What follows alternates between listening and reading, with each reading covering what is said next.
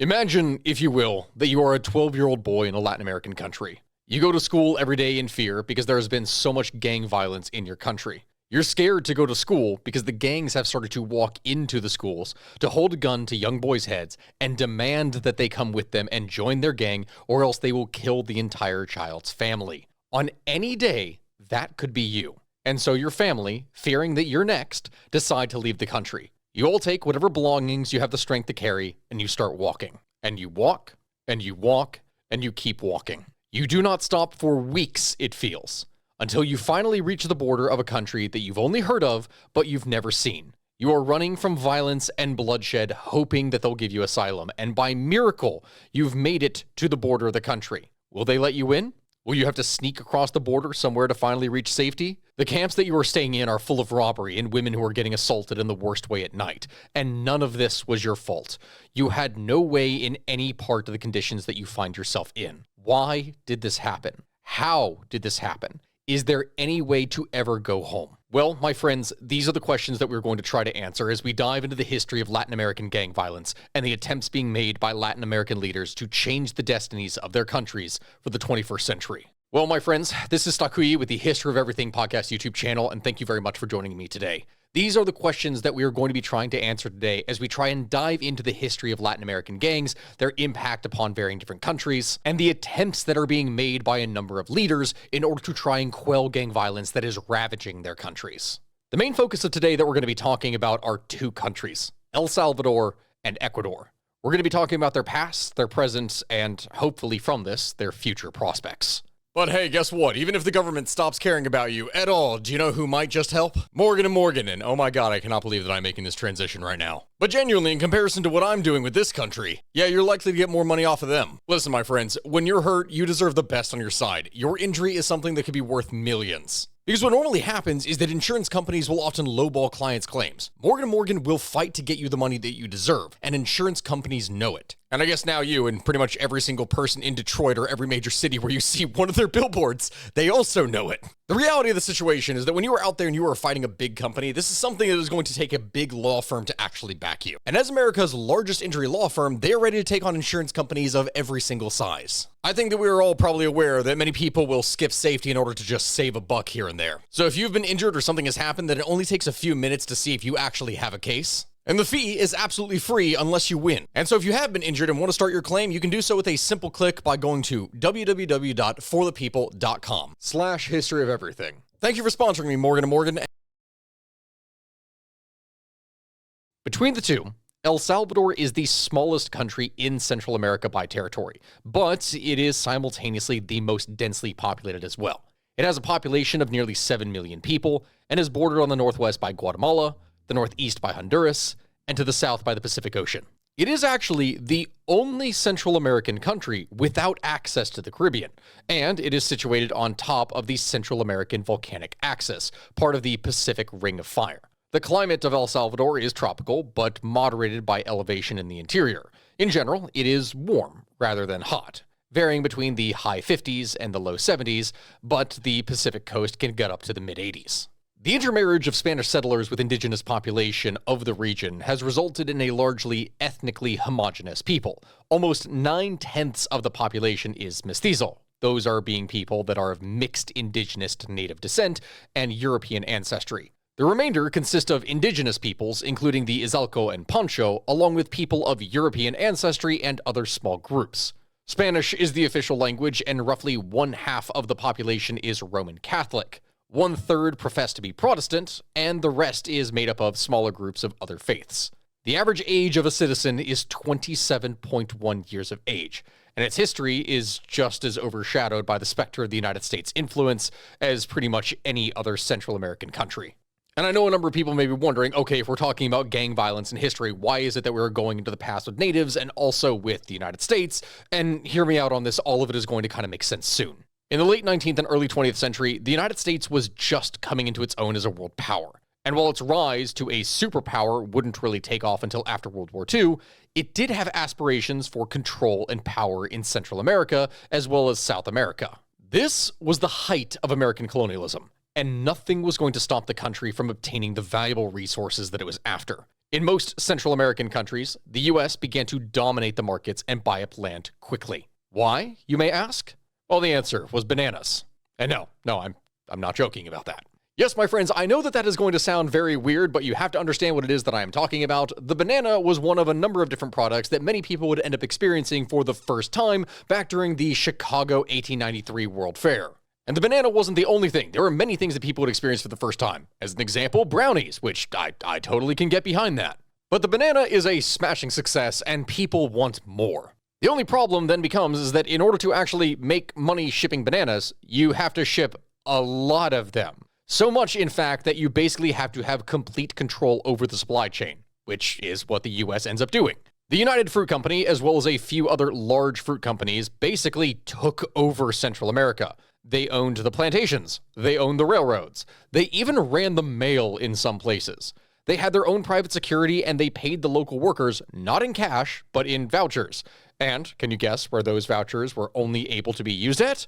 Yep, that is right. They essentially were paying their own workers in their own form of currency that couldn't actually be used anywhere else in the country where they lived. Literally everything had to be funneled through the company. But anyway, El Salvador. So in El Salvador, in the late 1800s, the primary export that they had at the time was indigo dye. Then, when new synthetic dyes came out that were cheaper to produce than indigo, they realized, okay, this is not actually going to last, and so they needed a new export in order to be able to cultivate. And while most of the Central American countries had been sought after for their bananas, El Salvador's elevation and terrain made it ideal for growing something that many Americans simply could not live without: coffee. And so then while the other Central American countries were effectively being slowly conquered in most senses of the word, the Salvadorans erupted into 40 years of military coups and political instability that is way too long and complicated to just be able to go into here. That would require a dedicated video all on its own. But either way, that all leads up to a brutal Salvadoran civil war in the early 1980s that is ignited when a Salvadoran archbishop and 3 American nuns are murdered. And of course, the US was involved in various ways, and let me explain how. So, okay, the military of El Salvador at this time has been operating in the interest of the coffee barons and the landowning elites. That is pretty much how everything is being done in the country at the time. And because it facilitated more coffee trade, the US chose the side of the current military dictatorship running the country, led by a man called Jose Napoleon Duarte, which I have to say already from the very get-go is hilarious that it is another Napoleon that is in charge of the country. The Americans not only sent him over $4 million, but vehicles, weapons, and special operators, most likely from the Green Berets or CIA, in order to train his troops. And this war was awful. More than 75,000 people would die over the course of fighting, and most of them were non-combatants caught in the crossfire. People began fleeing the country rapidly, and many of them would end up coming to the United States. Over 1.5 million, in fact. Los Angeles, to this day, has a high Salvadoran population, and it was high over the course of the 80s and 90s, but this would only get bigger. And when they got there, they did what most immigrants do. They would look for communities of people from their homeland and band together. This is the same type of thing that you would see in New York under the Irish, as well as the Italians, and in general, that's how immigrant groups typically function. The problem is that when you are typically looking for communities of people from their homeland, this leads to the formation of vigilante groups in order to get justice when the police would not or could not do anything. Migrant communities have a tendency to be less patrolled and are more prone to crime because of weak police presence, as well as poverty that is rampant. These vigilante groups would very quickly turn into gangs, and the cycle of gang violence began. And so from that, let's go ahead and discuss the 2 largest gangs in the country and how it is that they managed to form. During his crackdown on crime in the 1980s, US President at the time, Ronald Reagan, decided to go and send all the illegal immigrants in our jails back to wherever it is that they came from. And so it was then that tens of thousands of Salvadoran gang members were deported back to El Salvador, this time trained in how to run a gang by being recruited in prison. In fact, the largest gang in El Salvador today, MS-13 or Mara Salvatrucha, wasn't started in El Salvador. It was started in the United States, in East LA, as one of those vigilante groups that was designed to try and protect Salvadorans from gang violence that was being committed by, can you guess it, other gangs. So it is then that these gang members get back home and they find a bunch of young, scared, angry, and poverty-stricken kids just perfect for being initiated into gang warfare. And from there, they begin to organize, recruit, and increase in numbers. After this, some of them would then go back to the US and strengthen their numbers there. Now, MS-13 operates in every single state of the US, as well as most of Central America, and has affiliations with the Mexican Mafia as well. There are upwards of 10,000 members in the United States, but the number in Central America is north of 50,000 members. The next one that we're going to be talking about is Barrio 18, or the 18th Street Gang. Something which, as the name implies, that you can probably guess from being called 18th Street, emerged from a small-time street gang that would exist in Los Angeles. And these guys, well, they were one of the first ones to be heavily deported back to El Salvador and the rest of Central America. And their story is honestly much the same as their biggest rival, MS-13. During the late 1990s, the Salvadoran government tried to crack down on these gangs by passing mano dura, or iron fist policies that would lead to mass arrests of gang members. Unfortunately, what this ended up doing was only helping the gangs to recruit because, guess what? As what just happened in the United States, by putting all of these gangsters and non-gangsters in prison, the non-gangsters then were able to be recruited into gangs. It just gave them a place to be able to reorganize, network, and recruit. The gang itself would become incredibly powerful in El Salvador, Guatemala, and Honduras, where it could exploit weak governments and high social exclusion to spread through poor urban neighborhoods. In these spaces, the Barrio 18 began to systemically extort public transport systems, displace entire communities, and barge its way into politics. And if you're wondering right now at this point, how exactly is it that they would manage to do that? Well, there was an event in March 2012 that probably exemplifies that more than anything else. This being when Barrio 18 leaders and their MS-13 rivals would agree to a nationwide truce that was actually mediated by a government envoy and the Catholic Church. And if that does not spell legitimacy, I don't know what does. Now, this was a very positive thing when it happened, but the problem is that it was only positive because things were that bad before. The country's homicide rate during the time period of this truce plummeted by more than half. But then as soon as the truce was actually over, well, that violence skyrocketed once again. By the year 2015, El Salvador had the highest murder rate in the world, at 103 murders per every 100,000 citizens. Take that in for just a second. In 2015, you stood a greater chance of dying running a burger stand in El Salvador than you did by being a non-combatant in South Sudan or Ukraine, both of which were dealing with actual wars at the time. And so from that, I guess it is that we then get into the heart of the problem. Why is it that these gangs were so incredibly disruptive? Why were they so effective at doing what it is that they did? Well, that is due to a variety of different reasons. Well, firstly, El Salvador had been through a half-century of internal conflict that would effectively destabilize the country. When you combine all of this with systemic corruption, that meant that, quite frequently, the authorities would be paid off to look the other way. Politicians and police had been bribed all around the country not to crack down on crimes. The gangs effectively ran the prisons, and they would frequently lead prison riots, taking guards hostage and negotiating for terms. Mano dura, the iron fist, had failed. Additionally, the way that the gangs were able to persist was by adapting their strategies to make money. You see, my friends, the primary ways that these gangs were able to make money was through extortion. And from extortion, there was two primary types that they would do. You had one-time visits, or you had something called renta. The one-time visits would typically be made to multinational corporations and large companies demanding a large lump sum payment to continue operating in the gang's turf. These were typically only done to large companies who could actually afford a $10,000 payment or more at one time. La renta, on the other hand, as the name implies, was rent. It was rampant, small-scale extortion that was everywhere. So if you owned a small business of any kind, you paid la renta. And they would base it on how much money you brought in for the week, because they would have lookouts watch your business and keep track of how busy it was. These small-scale extortion prices could be as little as $10 or as much as $1,500 a week. No matter who you were, the gangs would get their money from you. And if you didn't pay, the next time they came back, they would kill you, or your spouse, or your children. If you still didn't pay, then they would kill you, the actual business owner. One of the things that is ironically amusing about this entire thing, even though the topic that we've been talking about here is very dark, is that the country of El Salvador needed its own Salvador, its own savior. And that, my friends, is where we fast forward to 2017, where the young mayor of the capital city of El Salvador gets the idea to run for president. This guy's name is Nayib Bukele. The son of Palestinian Christian grandparents from Jerusalem and Bethlehem, he was born into a Christian household, though his father would convert to Islam later in his life. His time as mayor showed progress in reducing crime and the effects of gangs. He was, throughout this time, running for FMLN, one of the country's two main political parties known for representing the left-wing side of politics. Then, when his ideas began to frustrate some of the more entrenched older politicians, they organized to have him kicked from the party.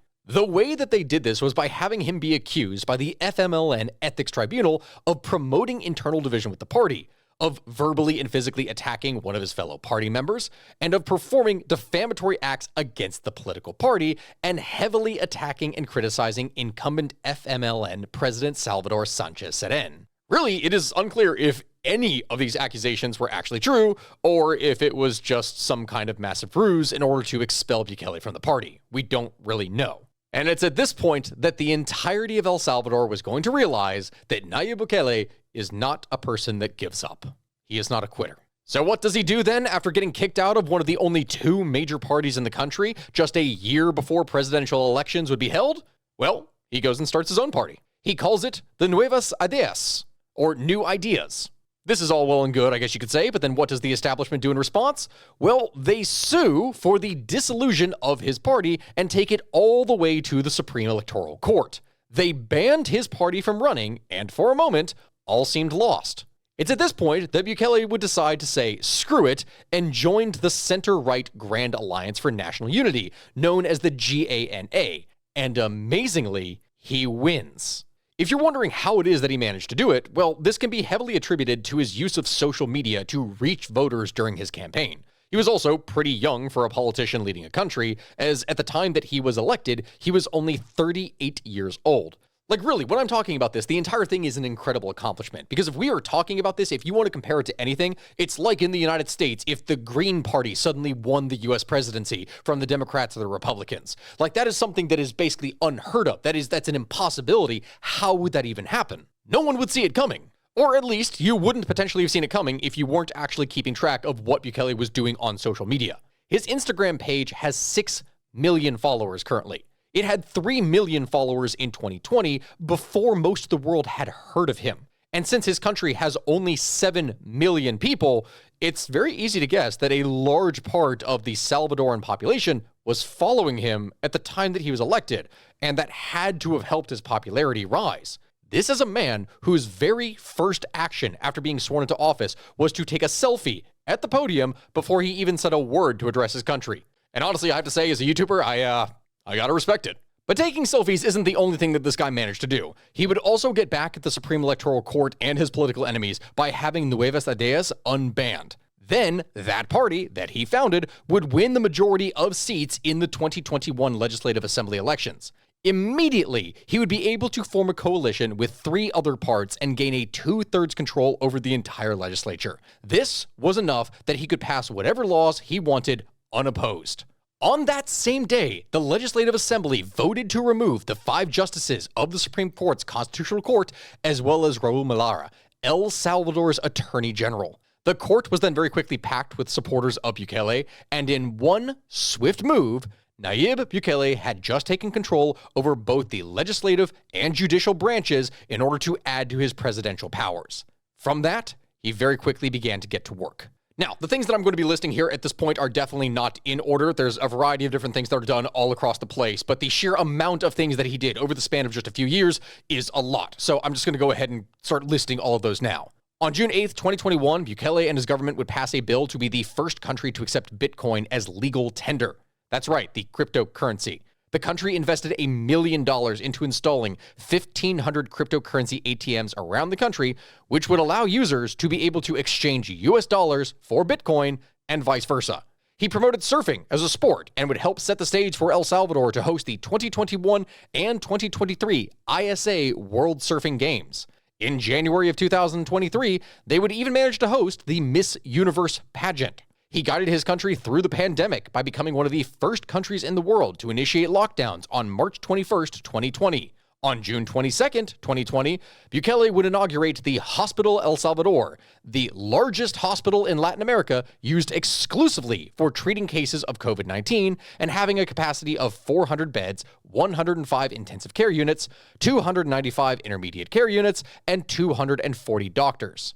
El Salvador quickly became one of the leading countries in Central America concerning the vaccination against COVID-19. By the end of May 2021, El Salvador had managed to administer 1.8 million doses of vaccination against COVID-19. This, of course, being in a population that, again, only has around 7 million people. This would keep improving until, by the time that this video is released, a higher percentage of doses have been given to Salvadorans than to the citizens of Mexico, at least per capita, so to speak.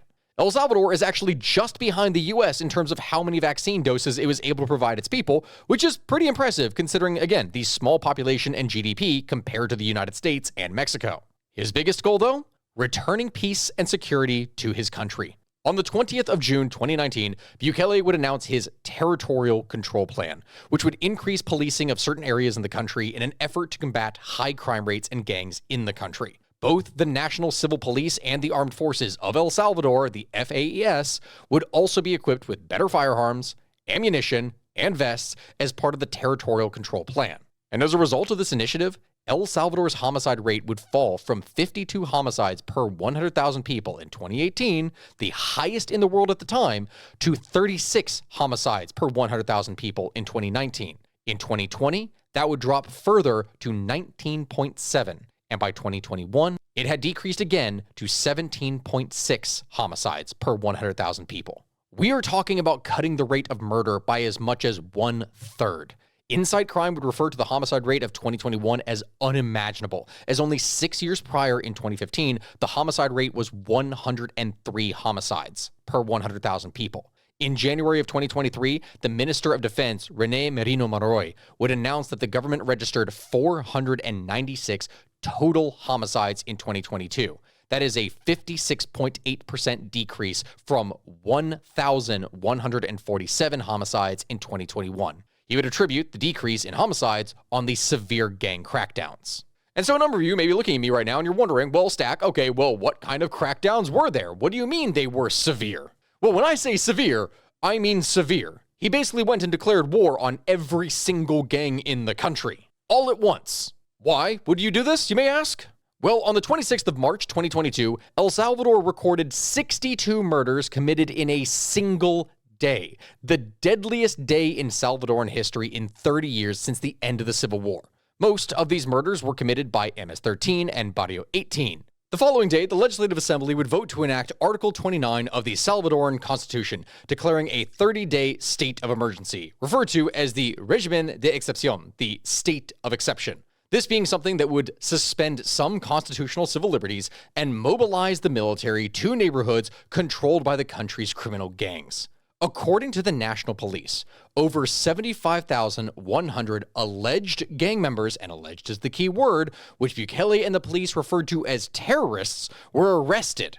All of this having been done by the 11th of January 2023, 655 days since the declaration of a state of emergency. By January 2024, that number had increased to over 100,000 people. The prison population tripled in less than 2 years, and they currently incarcerate people at triple the rate that the United States does. Seemingly overnight, El Salvador had become a police state. And to put this into perspective so you understand what it is that I am talking about here, that is 1.6% of the entire population of El Salvador is in prison. That is a lot. But at this point, I'm getting a little bit ahead of myself. We need to go back to the early days of the Territorial Defense Plan. In a speech to 1,450 newly trained soldiers, Bukele threatened to not allow the incarcerated gang members to eat if gang members outside of prison continued to commit criminal acts. Bukele also warned Salvadoran parents to keep their children away from involvement with gangs, as it would lead to prison or death. Under his direction, the Legislative Assembly had extended the 30-day state of emergency for another 30 days, 17 times, in order to maintain this level of control. In early May of 2022, Human Rights Watch would claim that there was mounting evidence and credible allegations that Salvadoran authorities were committing human rights violations, such as arbitrary arrests, enforced disappearances, and deaths in police custody throughout the state of emergency. In early June of 2022, Amnesty International would state that the government has committed, quote, massive human rights violations, including torture against those incarcerated, and that there have been 18 deaths in custody. Groups which advocate for freedom of the press were alarmed when the Legislative Assembly authorized prison sentences of 10 to 15 years to news media outlets that spread messages from the gangs.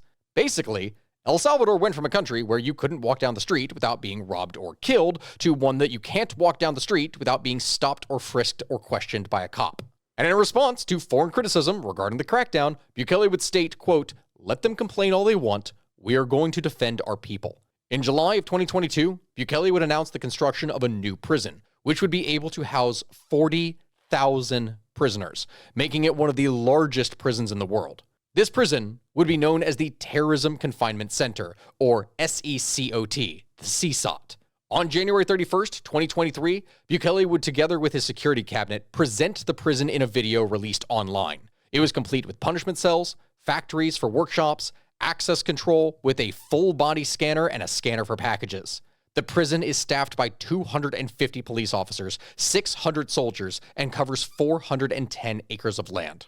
And what we are talking about here is something that is truly insanely massive, but what is even more insane about it is the way that the prison is set up, because if the outside is kind of like a police state where you can't really do anything, that's the same way that the prison functions. Which, I mean, I know a bunch of you are probably going to be looking at me right now and going, Stack, yeah, of course that's how a prison functions. But no, you have to remember that in the previous years, gangs pretty much ran the prisons. That doesn't fly anymore. Prisoners in this prison do not receive visits. There are no programs preparing them for reinsertion into society after their sentences. No workshops or educational programs, nothing like that.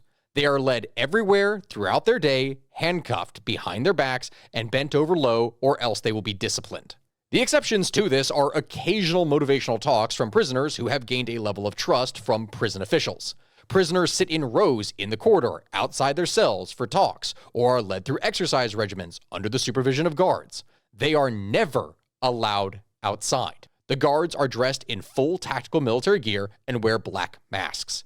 Each cell holds 65 to 70 prisoners. Steel walkways cross atop the cells so that guards can watch prisoners from above. In addition to these features with cells, the prison does have dining halls, break rooms, and a gym and board games, but those are for the guards.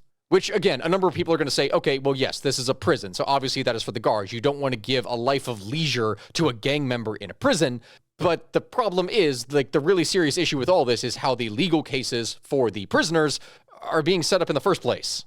With so many people in prison, it would take quite literally years to handle and prosecute all of the legal cases against these gang members. The government has resorted to mass trials where allegedly up to 800 people at a time are judged guilty or not. It's really difficult to get the exact numbers here because all of the cases are held in secret and details are not released to the public. This means that if your family member is a gang member and arrested, you may not even know which prison they're being held in. And the government doesn't really care about updating families either, so they could be transferred without any notice as well. There have also been concerns that with the mass arrests and trials, that many people who are being arrested and thrown into these jails are completely innocent. And this is possible, but most of the gang members in El Salvador are very obviously members.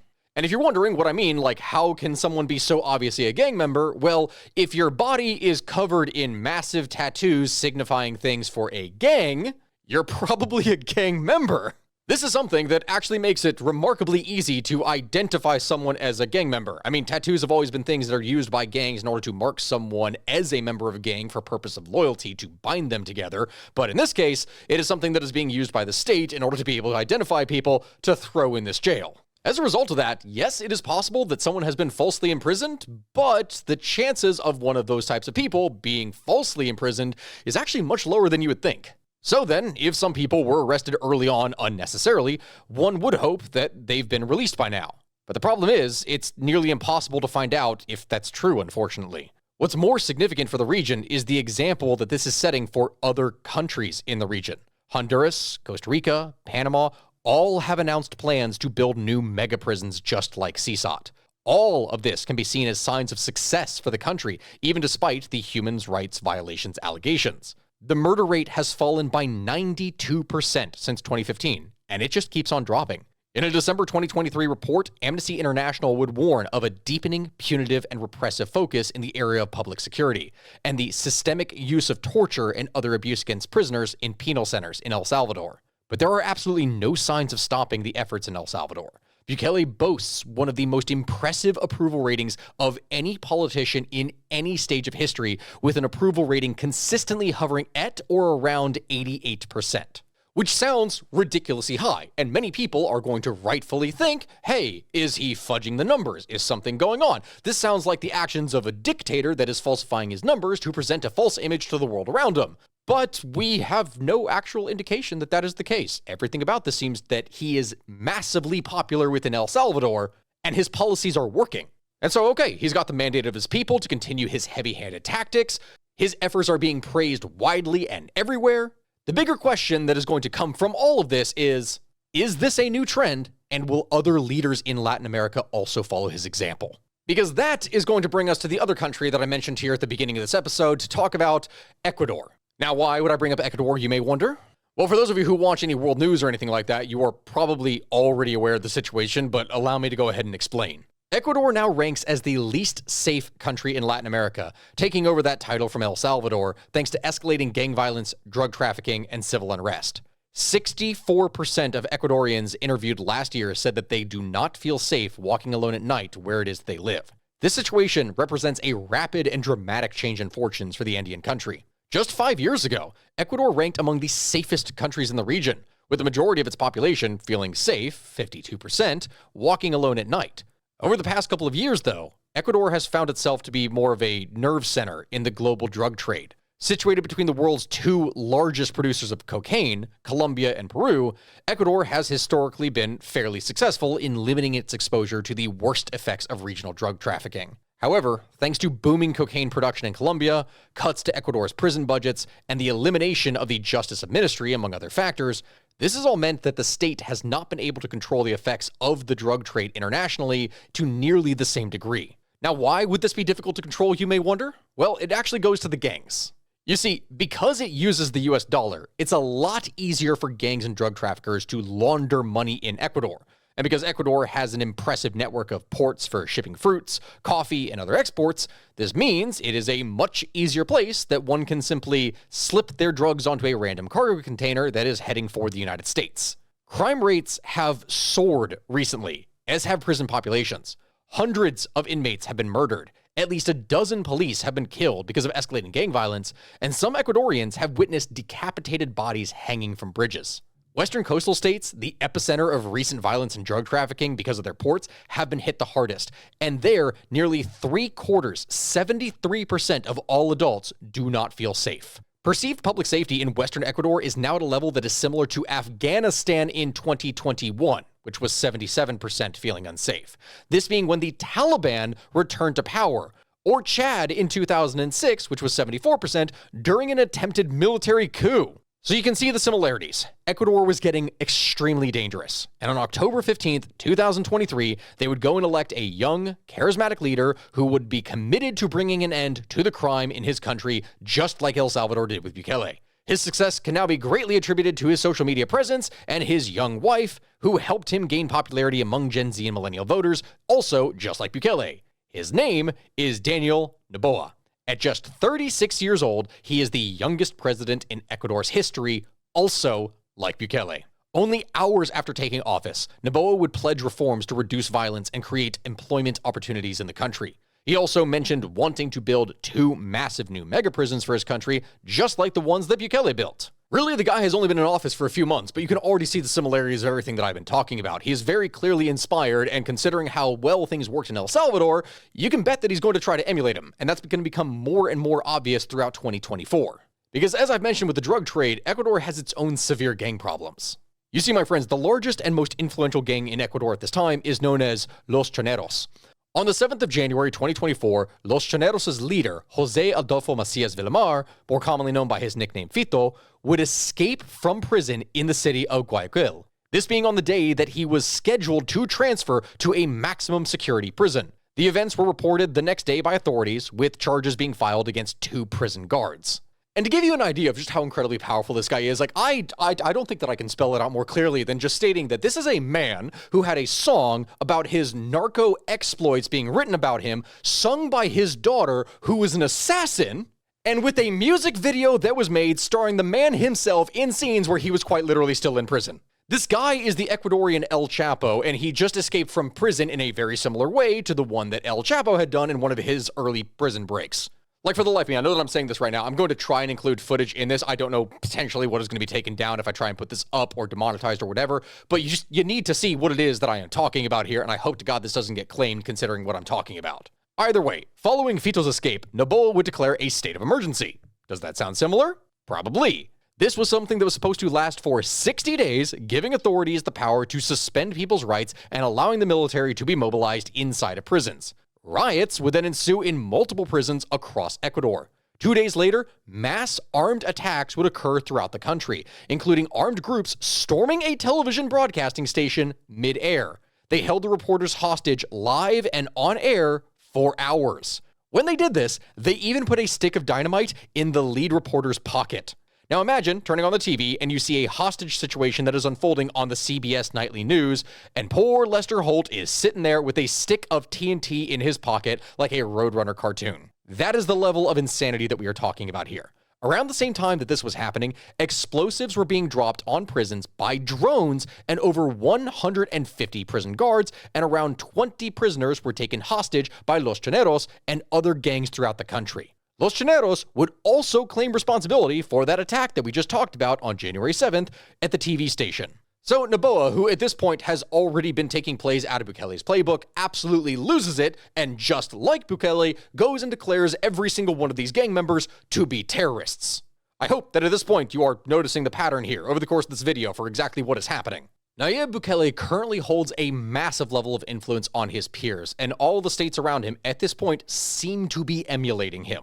With his success against the scourge of gang violence in his country, and with other countries experiencing the same kind of thing, is a new generation of Latin American dictators going to rise in this guy's wake? Maybe. And that's going to lead us to another question of, is there such a thing as a good dictatorship? Considering how many times I have talked about autocratic leaders over the course of this channel, you all are very aware that with great power comes great responsibility, and usually in the case of world leaders, it comes with a horrible amount of abuse. Because when we are talking about these things, you can have terrible dictatorships, but you can also have benevolent ones. For those that may be confused by that language, a benevolent dictatorship is a government in which an authoritarian leader exercises absolute power over the state, but is perceived to do so with regard for benefit of the population as a whole, not just a series of elites or outside influences or power or their own self-aggrandizement. This stands in stark contrast to the malevolent stereotype of a dictator who typically focus on more of their supporters and their own self-interest more than anything else. So is Bukele a benevolent dictator? Will Noboa go and follow his lead and gain control over the entire government? If so, can he also be trusted to also be a benevolent dictator? Is this part of a new wave of Latin American dictatorships that are being set up for the good of the people? And can that even work? The thing is, when we were talking about this, if absolute power corrupts absolutely, then even if things start off benevolent and nice, how long until things become not so nice?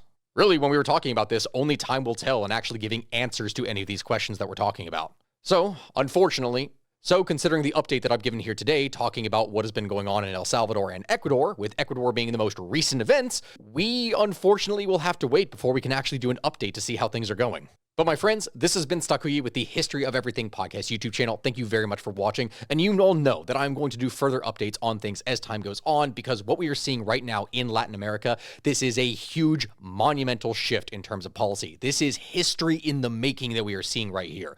And what it is going to look like 10 or 15 years from now, that is all dependent upon potentially these next few months. If you could go ahead and like and comment and subscribe, do anything you can to help me with these videos in the algorithm, because considering that I'm talking about war and gang violence and all the other stuff that is happening here, you bet that that is stuff that YouTube doesn't necessarily like. So I appreciate all of your support. My friends, I will see you next time. Goodbye, and thank you very much for watching.